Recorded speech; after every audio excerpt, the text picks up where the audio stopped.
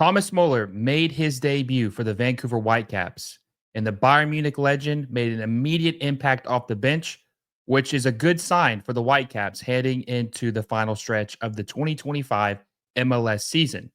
But before we get into that, let's talk about how we got to that point and how the Vancouver Whitecaps looked in the first half.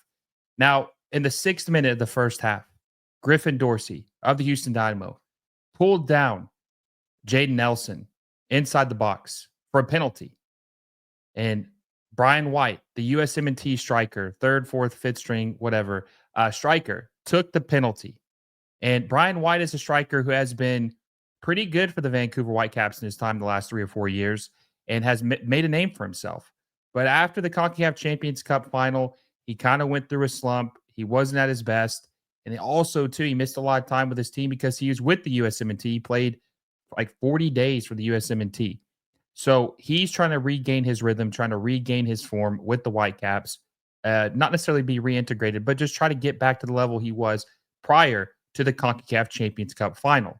Hey, if you're enjoying the video, make sure you give it a like down below and subscribe to the channel if you haven't already. Our goal is to hit 10,000 subscribers by the end of this year. With your help, I know we will reach that goal. So make sure you subscribe if you haven't already and hit that little bell notification so you never miss any of our videos. Now, back to the video. He converts the penalty. The Vancouver Whitecaps go up 1-0. Now, there was another chance that Jaden Nelson had in the first half, wide open. It looked like he was going to score, and he hit the left post. And Jaden Nelson is a guy that I'm a big fan of. I liked him at Toronto. I think he's fast. I think he's pacey. I think he's good with the ball. I think he can create chances. I like Jaden Nelson. I like the move when the Whitecaps signed him, but you can just see there's a lot of things he still needs to fine tune. He's not completely polished up at this point. He's not. But you see that he does have the ability to do some special things. So the Whitecaps didn't have as many shots as the Houston Dynamo in the first half. They had 5. The Dynamo had 8, but they did have 2 on target. The Dynamo had 0 on target, and I think that they completely dominated. They completely dominated the Houston Dynamo in the first half. They had like a 1.5 expected goal rate. The Dynamo were under 0.5. Dynamo just looked like what the hell were they even doing at this point? Honestly, the Houston Dynamo are terrible in 2025, and you could really see they just were not a good team in this game. Now, moving on to the second half, it was a little bit more of the same, I think, until Thomas Müller made his debut, which he came on the 61st minute. And when he did come on in the 61st minute, you just saw an immediate impact. You saw the Bayern Munich legend, the German national team Gold Cup winning 2014 player, just immediately make his mark. Immediately make his mark. And it wasn't like he did anything physically out there where you're just like, oh man, he's still fast. No, it was just like his confidence, his like a calmness about him. Like I feel like it's good for the team to have someone like that. And even though it didn't count, there was this play 5 minutes into his, maybe it was even 10 minutes into when he made his debut. They passed it to Brian White. He was offside, but he passed it back where it got deflected to Thomas Müller. And Thomas Müller went right, cracked it left, and scored an absolutely beautiful goal. However, it did not count, and I was screaming. I was like, oh my God, he's making an immediate impact. He still got it. He still got it. So I kept saying, he still got it. But it didn't count because he was offside. Brian White was. So Thomas Müller was robbed of a debut goal just because Brian White was a little bit offside.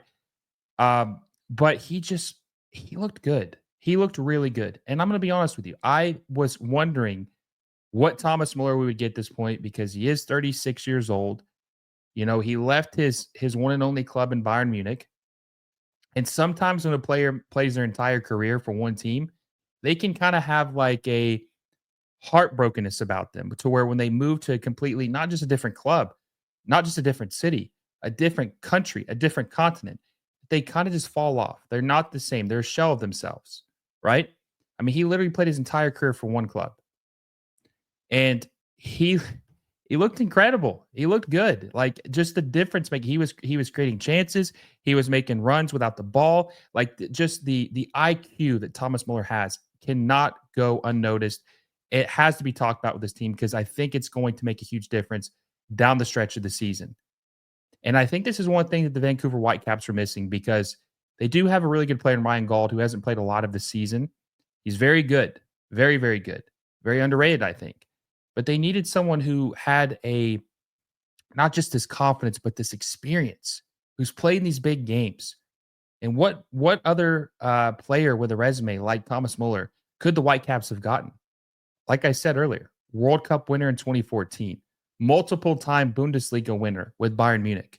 I mean, the accolades this man has is absolutely insane and incredible.